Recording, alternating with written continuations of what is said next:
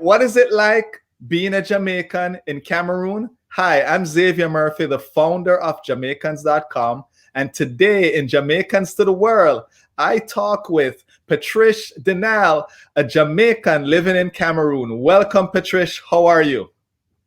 Hi, Xavier. Thank you so much. And I am doing great. Thank you. How about yourself? I'm doing good. I'm doing good. You know, I'm excited about this, excited to learn about Cameroon. But before I get into Cameroon, which part of Jamaica you come from?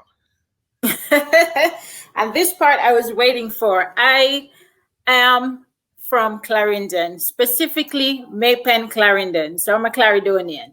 Ah, my mom is from Clarendon, a little town you may not know about, but it's way up in the hills. Tweedside is where she's from. Tweedside. Oh, I was wondering if you were going to say Moko, but they use that insult people a lot, you know. And I tell you, some of the best people I know are from Moko. Oh wow! I've never been there. Is it like way up in the hills in Clarendon? Not so far up, but it is a little bit out of Maypen, but not very far up. But it's a quaint little town that you drive through to go to other places like Victoria and stuff like that. Yeah. All right. One of these days, I should check it out. You know, I should pass through there. So, okay, awesome. What school? Because we're passionate about our schools. What school are you representing? The great Clarendon College, the blue and the yellow. Clarendon College, the best school ever.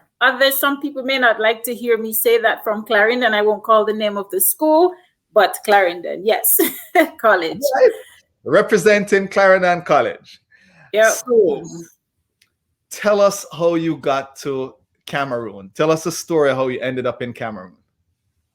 Okay, sure. But before I get to Cameroon, let me give you a quick history before I got here. So my first international assignment, I was working in the Central African Republic. I worked there for a few years with the United Nations and still with the United Nations. And Central African Republic is like next door to Cameroon. So from there, the opportunity came up for me to visit this country, which is a family duty station, and to work here as well. So I took the decision to get on board and to come to Cameroon after visiting Cameroon before, I think maybe in 2019. And I just love the country, love the vibe and everything. So this was like God's doing for me coming to Cameroon. So you visited on vacation, or was it on business when you visited? It was a vacation. It was what at the time was rest and recuperation, given the nature of the work I was doing in Central African Republic and it being what is classified as a hardship mission. We periodically got what is called rest and recuperation, which is just a little bit of time off to visit a neighboring country or wherever, and to just rest and, as it says, recuperate. So one of my stops was Cameroon, and yeah, I loved it since. So you're thinking, okay, I come here, I visit, you love the place, you come back, and then all of a sudden, how many months, how many years later, all of a sudden they say there's something that is coming up there, and you're probably quietly saying to yourself, wow. No, I tell you, the funny thing about it is that while I was in Cameroon on this rest and recuperation, I got the start of this process came by way of an email to say, congratulations. So the process actually started from then, and I was sitting on a beach on in Kribi, here in Cameroon when I got this email. So of course, all of this is like I said, by design. It started from then. So of course, from then I started researching more about Cameroon to see, is this a place that I want to live and work, have a family, etc. And as luck would have it, yeah, I'm here now. And so you're telling me, okay, you're on the beach and so on. So it sounds like you're vacationing there, it's a nice place to go see in terms of beaches and so on. Tell us a little bit about the landscape and some of the places that you have enjoyed visiting while you've been there. Okay, yeah, indeed. Cameroon has a lot to offer for everybody, depending on what you like. If you like wildlife, ecosystems, there is lots of that here. Cameroon, and especially Yaoundé, where I am living now, is very hilly. Yaoundé is set on like 7 different hills, so it's not common to be in the city living from one point to the next, and then you are going up this ridiculously steep incline to get from one part of the city to the next. So that's the beauty and the greenery of Cameroon. If you want the beach, there are actually 2 parts of the country that you can visit. One is called Kribi, and the other is called Limbe. And of course, coming from Jamaica, I'm going to sound a little bit biased when I say Jamaican beaches, nothing else compares. But still, if you don't have the beaches in Jamaica, you can at least enjoy what is offered here in Cameroon. If you love animals and you want to visit, there's a place called just outside maybe an hour drive outside of Yaoundé, which is the Mafu National Park. And it's a primates park. You have pretty much gorillas, chimpanzees, monkeys, about 30 different species. But the beauty about this park, not only is it, beautiful, the landscape is good for hiking or walking the trail, etc. But the beauty about it is that a lot of the animals that are kept there are animals that were rescued from poachers. And they've been nurtured to be prepared to return to the wild when they're ready. So it's a wonderful environment to enjoy. Oh, amazing. So with the park with the animals, is it, you're walking through it or you're driving through it, or is it walk and drive? Well, you drive to the sanctuary, but then you enter. And the beauty about it is that, how you go, it is not comparable to a zoo. You know how you go to a zoo and you'll see animals in cages. It's not like this. They're in their natural habitat. Of course, they have parameters to set up and safe space, etc. But the animals are meant to feel like they're in their natural habitat, and you get to be a part of that and to enjoy it. So that's just the beauty about this place. Amazing. Yeah. So tell us a little bit about the people of Cameroon. What are they like? Tell us about them. Well, separate and apart from the fact that this is a francophone country, and when I say francophone, let me clarify. There are 2 official languages in this country, in Cameroon, English and French. But the majority of the people speak French. But the beauty about it is there's so many things. There's so much in terms of similarity to the culture, the warmness of the people that reminds me of Jamaica. For instance, there is this love for fabric. There's this love for fashion in the traditional sense of Africa is. Anybody who knows anything about Africa, you get the best of fabric here. So it is not unusual to see people just walking traditionally on the street in their traditional outfits, especially during the holidays, etc. And people are just generally lively, enjoying life. You see how in Jamaica, we said Jamaica, no problem. Sometimes you get the sense that, people have no problems here because people are just warm. It is very weird for you to enter a building and not say good morning.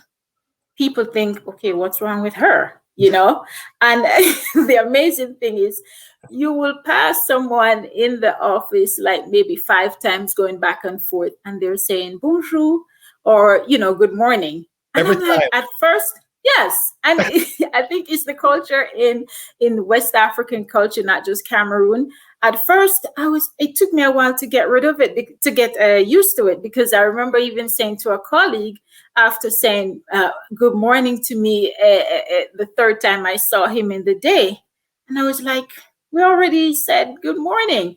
And of course, he gave me the history behind why it is needed to say that. It's just a part of the culture. So it is amazing. So like I said, there's just so many things that remind me of Jamaica.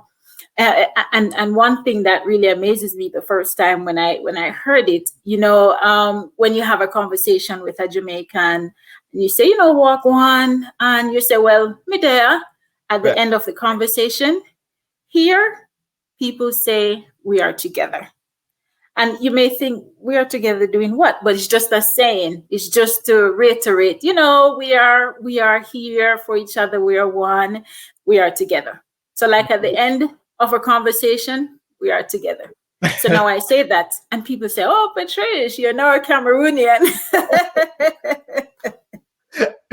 So you mentioned a couple things in there. You mentioned a couple like it's customary to say good morning a couple times and so on, and you also mentioned that two languages, English and French.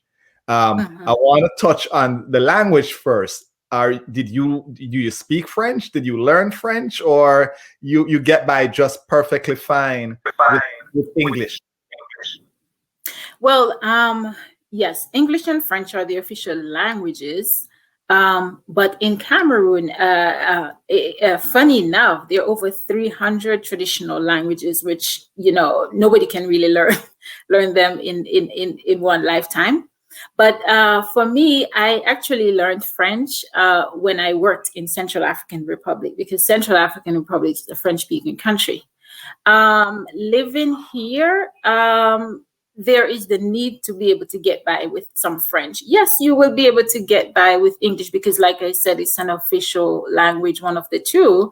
But it's always good because you will be in situations outside of work, in the market, wherever in your daily life, that you will encounter someone who speaks no English, and you speak English. How do you communicate? So one does not necessarily need to be fluent, but it would be good to at least have a knowledge of both languages to be able to, get by very well. So in terms of the French, is there a lot of French people living there? Yes, you have more French speakers than you do English. I mean, the country is split in the sense that you have French speakers, and you have the francophone, what is called francophone side of the country, and you have the anglophone side of the country. So of course, I'm in the francophone area. So of course, you'll find the majority of people speaking just one language, which is French, even though you will find others who are speaking both, because the beauty about Yaoundé, it's like you can compare it to Kingston then, where you have people from Clarendon, Manchester, Portland coming into Yaoundé, Kingston, sorry. So it's the same. You have people from the English-speaking side coming in. You have, it's just the melting pot of the country. So let me back up a little bit and clarify. French nationals, do you have people from France, French nationals living kind of in there because it's a French speaking country? Absolutely. And if you can find if your Jamaican is here, then certainly you have French speakers here. The country having been colonized by the French, yes, absolutely. You have French. You have a vast amount of international population in the country, represented by embassies, different NGOs. So I guess that is what really gives Cameroon, and by extension, if I may say, Yaoundé, its flavor, because of the different mixes, the Italians, everything, and you can find just about any restaurant, Italian, French, Senegalese. I haven't found a Jamaican restaurant yet, but we're waiting on you to start it. All right. And as we talk about Jamaican, I was like over the moon a few days ago when I met two other Jamaicans. So all along I'm thinking, oh my God, I'm the only one. I recently met two others. And the funny thing is, I was in a meeting and I entered the meeting, and then there's this lady, she was just looking at me, and I'm like, oh, thinking, okay, she's nice. She's just, having a pleasant face. So the opportunity came up for me to speak in that meeting. And after I sat down, she was like, and I was like, okay. So after the meeting, she came over, and, we don't even have to greet each other. She was like, you're Jamaican? I'm like, yes. And she's like, I'm Jamaican too. And she exchanged the numbers. And she was like, from the minute you walked in, I could tell you're either Caribbean or Jamaican, because, we have this kind of look and this kind of vibe that we emit. And it was just, and I was so elated to have met her. And after that, another Jamaican. So far, we're three that I know of. So it's just amazing to have that. So we're ready for the Jamaican restaurant then. We have the two. Exactly.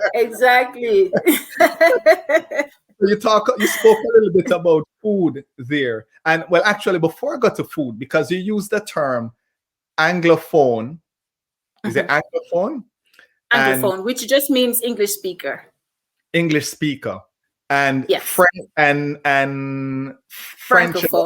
Francophone, right? Yes. So which is French speaker. Clarify for folks what that is, because to me they're kind of new terms to me. And yes. So for our audience, it just means English speaker and French speaker.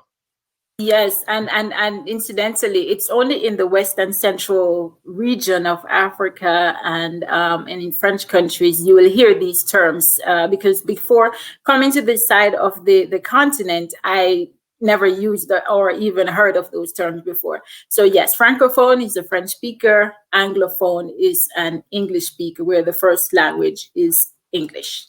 I see. Yeah.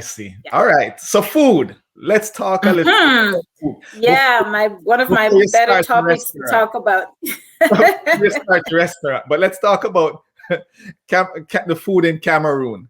What's the food like, and what would be one thing you say you'd recommend?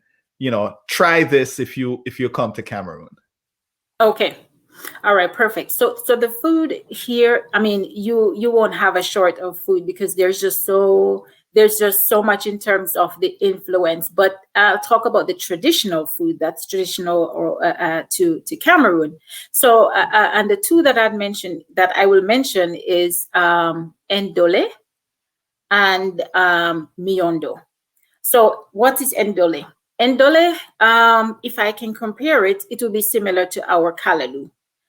Endole is bitter leaves that is made with some peanut sauce, and it comes out tasting amazing. It's actually the traditional dish. And I mean, I love it. I don't know how to make it, but I'm going to have somebody teach me how to make it. But it is really, it signifies what Cameroon is, if you're going to compare Cameroon in terms of its food. Now, miondo is generally had with one of the things that you will have with the endole. Miondo is like cassava, but they do it in a special way, in that they crush the cassava, wrap it in a banana leaves, and then you see like the stalk of the banana, which we use like a string. Right. They use that to wrap around that batter and then bake it, and so it comes out. That's like blue drawers. Exactly.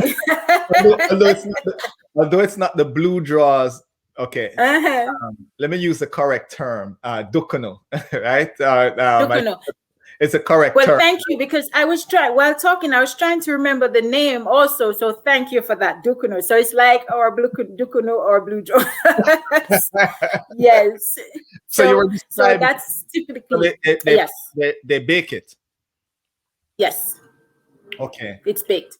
And Oh, you can, it's something, once you leave it like that, you can have it for a long time, where you put in the fridge or whatever, and it stays for a very long time. So those are the two things, if you're ever in Cameroon, to try.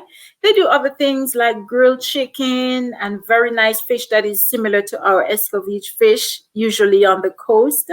But those are the two things that you say, yes, this is typically Cameroon.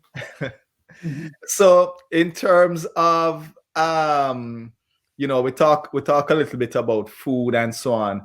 In terms of from an economic perspective, you know, Mhm. what's the economy like there? Is it, slowly growing, stagnant? Mhm. In some places you'll see the disparities and so on. What does it look like there? I mean, you will still find the disparity here, but from an economical perspective, over the past couple of years, Cameroon has been really growing from an industrial perspective and commercial perspective. One of the key reasons is that Cameroon is the port for many other landlocked countries. Like, for instance, I spoke about Central African Republic, which has no port. It is a landlocked country. So every single item, every single cargo that's going into that country goes through the port of Cameroon. And there are other countries. So in terms of industrial, it is a country that has grown. It is a country that has increased in terms of international presence over the years. So it is, and it's a country that you, irrespective of your budget, you can find a way. Of course, just like in Jamaica, you have certain areas where economically it will cost a lot more to live there as opposed to another area. It's the same thing. Depending on your budget, you decide which district of Yaoundé or another part of the country you want to live. So it is a choice for me, a choice location if you want to be able to enjoy or get to know Africa, and at the same time improve or learn a different language, which in this case would be French. So you being Jamaican there, once people realize, from someone from Cameroon who was born, lived there, born there, Cameroon, what's the term? Cameroonian, or is it Yes, Cameroon? Cameroonian. So what do Cameroonians say to you when they learn that you're Jamaican, and what's the typical reaction and the questions you get? Yeah. Well, I think it is the same as with most African countries. They just love Jamaica. They just love Jamaica because of the music. And the first thing they say, Bob Marley, because that's the connection, that's the interlink between Jamaica and the rest of the world. It's like if you don't know anything about Jamaica, you know about the music, you know about reggae, you know about Bob Marley. So that's the first thing they say. So whenever, and I mean, the first time I came to this country, I came through Douala. And just to share this experience, so I was going through the airport, first time coming in, and it was full that day at the airport, and the customs officer, they were looking quite serious, and people was just want to get out because the queue was just long. So I walked up, it was my turn. I walked up, and he took my passport. I said, hello. He barely answered. And he asked me for my passport. I gave him my passport. And he looked at it, and then he looked at me. And he said in French, you're Jamaican. I said, yes, I'm Jamaican. And his demeanor just changed right away. And he's like, oh, okay, you're Jamaican. Bob Marley. the guy that ran Usain Bolt, and I said, yes, I am Jamaican, and yes, those are my people. Usain Bolt is my people. So and it just changed the atmosphere, and he was there and looking. I don't even know if he was looking at anything, but he was just flipping and talking and smiling. And then he said, welcome to Cameroon. And that was just the start of what I feel was continued. People, the pleasant, and as I said before, we have a certain vibe. Right. And I think we connect to that in that area with Cameroonians because they too have a vibe, you know, and I think that's what made us mesh, and that's what they love about Jamaican people. And it's not unusual for you to go to a restaurant and hearing Jamaican music playing, including the unedited versions that we don't normally listen to. Because, of course, they like the beat, they like what they're hearing, but don't necessarily understand what is being said. So they're getting the I won't call any artist names, but they're getting the real raw stuff and playing raw stuff. Absolutely. So as a side note, have you ever said to any of your colleagues that do they understand, or have you ever mentioned to any of them that, you know, this song is a little Nope. Not yet. Not yet. Not yet at all. But you know, that's just the beauty about the people. They just love the vibe, and it's the same. And another area that we connect is that, you know, Jamaicans, we are, you know, we're people with Christian backgrounds. Christianity is actually the major religion in this country. Of course, you have the Muslims, etc., but Christianity is just like, as they said, you will find a church on every corner. I don't know if that's the same here, but they do have a lot of churches, and people are really serious about their Christianities for those who choose that faith. So that's something that's really interesting to me. So what would you say was the biggest adjustment you had to make when you moved to Cameroon? Well, I don't know if I would say the biggest adjustment, because coming from Central African Republic, which is also similar in terms of it being a francophone, I kind of got oriented in terms of the francophone similarity that's there in Central African Republic. So, I mean, there is whatever I want in terms of food that I am used to, well, except for, you know, usual ackee and saltfish and breadfruit and all these things, which I cannot get, but basic food that, you know, I'm accustomed to, I can get here. So I don't know if there is any major adjustment that I needed to make. You were prepared. I was prepared.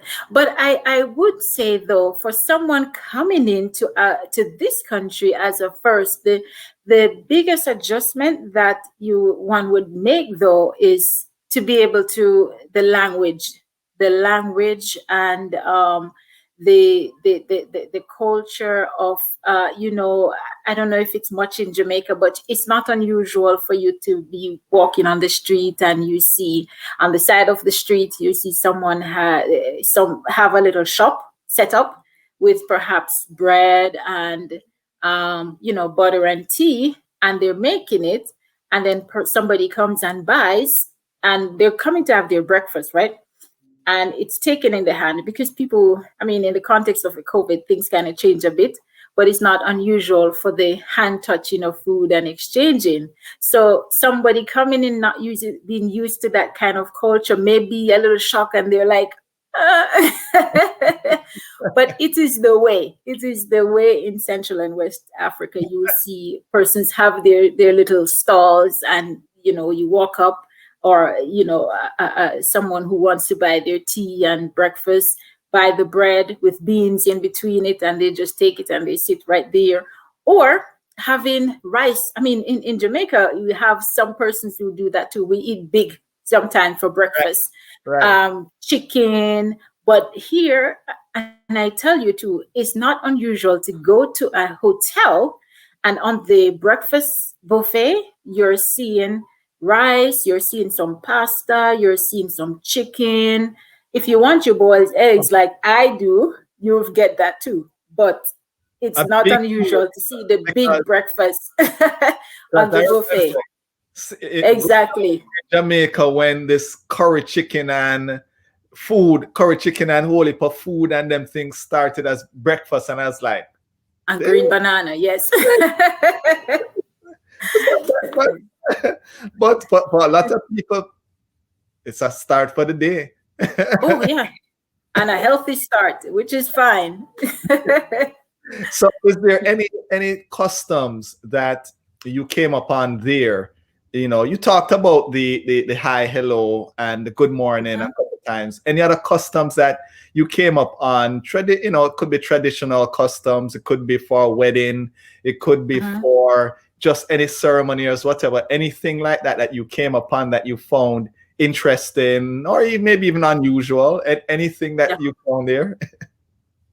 But and I tell you, we spoke about the diversity of this country in terms of the different influences and traditional to the areas. But one thing that I found, which is was a little bit unusual, it can in some cultures within Cameroon, when somebody of influence dies, it is not unusual to see the procession going, and instead of having the casket in the earth, you have maybe six or so men bringing this thing around, going down the street around the roundabout, and they're singing traditional songs or whatever.